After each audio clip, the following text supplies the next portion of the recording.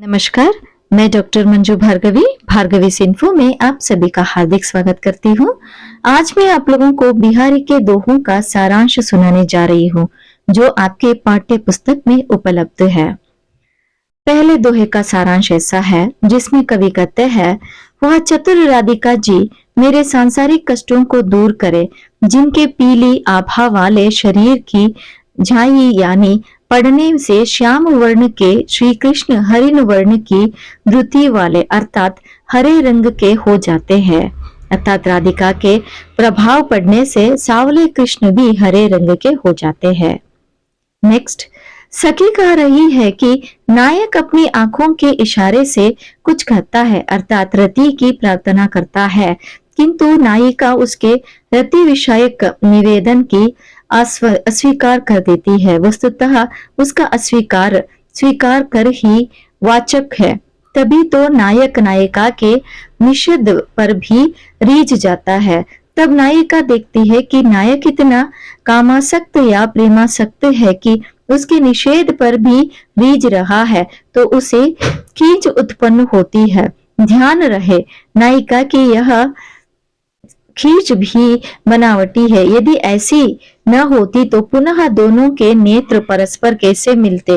दोनों के नेत्रों का मिलना परस्पर रति भाव को बढ़ाता है। फलतः दोनों ही प्रसन्नता से खिल उठते हैं, किंतु लज्जित भी होते हैं। उनके लज्जित होने का कारण यही है कि वे सब अर्थात प्रेम विषयक विविध चेष्टाएं भरे जीवन में अनेक सामाजिकों की भीड़ में करते हैं। नायिका में आसक्त नायक को शिक्षा देने होते कवि कहते हैं कि ना तो अभी इस कली का पराग ही आया है, न मधुर मकरंद ही, तथा न अभी इसके विकास का क्षण ही आया है। अरे भौरे, अभी तो यह एक कली मात्र है। तुम अभी से इसके मोह में अंधे बन रहे हो। जब यह कली फूल बनकर पराग तथा मकरंद से युक्त होगी, उस समय तुम्हारी क्या दशा होगी। अतः जब नायिका यौवन संपन्न सरसता से प्रफुल्लित हो जाएगी, तब नायक की क्या दशा होगी। नेक्स्ट, प्रिय तुम्हारे विरह की अग्नि की तुलना और किसी चीज से नहीं की जा सकती। इसकी ताह भी नहीं ली जा सकती। ऊपर से नीचे तक मैं आंसू की धारा बन गई हूँ, फिर भी इस प्रचंड ताप की जलन मिट नहीं रही है। नायक नायिका के नेत्रों में प्रशंसा करते हुए कहते हैं कि ये तेरे नेत्र श्रृंगार रसोचित हाव भाव कटाक्ष आदि कलाओं में इतने निपुण है कि अपनी सुंदरता और स्वच्छंदता से सदैव जल समर्जित रहने के कारण स्वच्छ रहने वाले कमलों का भी मान मर्यादन करते हैं। ये नेत्र अपनी स्वाभाविक श्यामलता के कारण बिना काजल लगाए ही कंजल पक्षी से भी अधिक श्याम श्वेत तथा चंचल है। नायिका अपने प्रेयस के पत्र लिखने बैठती है, तभी या तो उसके हाथ कांपने लगते हैं या वह भावावेश में आकर अपनी भाव विभोर हो जाती है कि कंपन स्रोत अश्रु जैसे सात्विक भाव कागज पर अक्षरों का आकार नहीं बनने देते। इससे विपरीत यदि वह किसी व्यक्ति के माध्यम से नायक के पास संदेश भेजते तो यह समस्या उठ खड़ी होती है कि किसी दूसरे व्यक्ति से अपने मन की गुप्त बातें कैसे कहे। स्पष्ट शब्दों में संदेह करने में उसे लज्जा का अनुभव होता है। विकट परिस्थिति है कि नायिका न तो पत्र भेज सकती है और न संदेश ही प्रेरित कर सकती। इस विषमता से ग्रस्त अंततः वह हताश होकर खाली कागज का टुकड़ा बिना कुछ लिखे ही नायक के पास भेज देती है।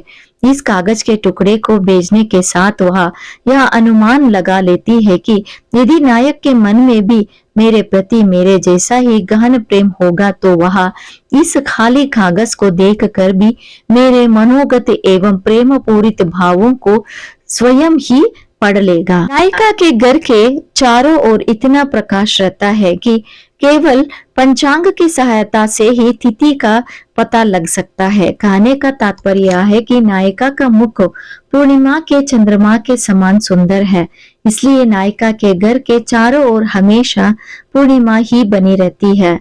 परिणाम स्वरूप तिथि की जानकारी ही नहीं हो पाती है। यदि कोई तिथि जानना चाहता है तो उसके लिए उसे पंचांग से ही सहायता लेनी पड़ती है। सोने की मादकता धतूरे से भी 100 गुने ज्यादा है। धतूरे को तो खाने पर लोग बोलते हैं, परंतु सोने को तो पाने पात्र मात्र में लोग बोरा जाते हैं। कृष्ण कहते हैं, हे सुजात राधिके, तुम यह समझ लो कि मैं तुम्हारे रूप सौंदर्य पर उर्वशी जैसी नारी को भी निछावर कर सकता हूँ।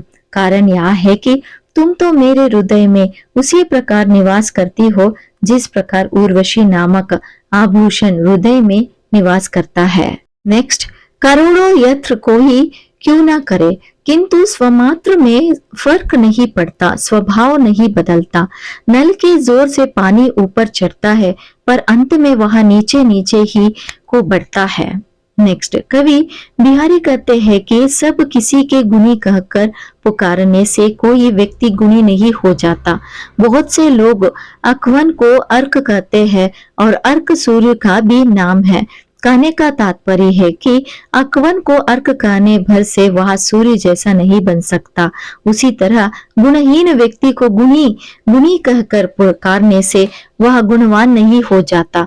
गुणवान बनने के लिए गुणों को आत्मसात करना पड़ता है।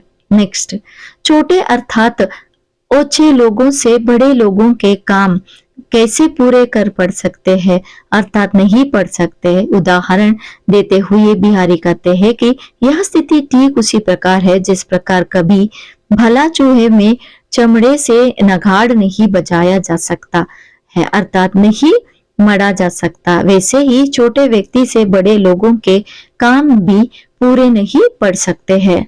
नेक्स्ट, विपत्तिग्रस्त व्यक्ति को उसका गुरु अथवा मित्र धैर्य प्रदान करते हुए कह रहे हैं कि हम विपत्ति में है देव, हाँ देव, क्यों करता रहता हूँ। जो कुछ तुझे इस विपत्ति के रूप में ईश्वर के दिया हुआ उसे भगवत प्रसाद मानकर स्वीकार कर ले। इस प्रकार तो दुखी में कभी लंबी सांस मत ले और सुख में ईश्वर को मत भूल। सुख अथवा दुख ईश्वर प्रदत्ता है, ऐसा मानकर तू ऐसे ग्रहण कर ले, तभी तुझे सुख मिल सकता है। नेक्स्ट, मनुष्य की और नल के जल की समान स्थिति होती है। जिस प्रकार नल का जल जितना नीचे होकर बहता है उतना ही ऊंचा उठता है, उसी प्रकार मनुष्य जितना नम्रता का व्यवहार करता है उतनी ही अधिक उन्नति करता है। इस प्रकार मनुष्य और नल का पानी जितना नीचे होकर चलता है उतनी ही ऊंचे उठते हैं। नेक्स्ट, कवि बिहारी कहते हैं इसमें कि जो लोग गलत काम करने वाले होते हैं इन्हें गलत काम करने की आदत सी लग जाती है। फिर उन्हें भले कितनी ही अच्छे लोग की संगत में रख ले, लेकिन वह अपना बुरा स्वभाव नहीं छोड़ पाते हैं, अर्थात वह अच्छे नहीं हो पाते। यहीं पर कविता का सारांश समाप्त होता है। धन्यवाद।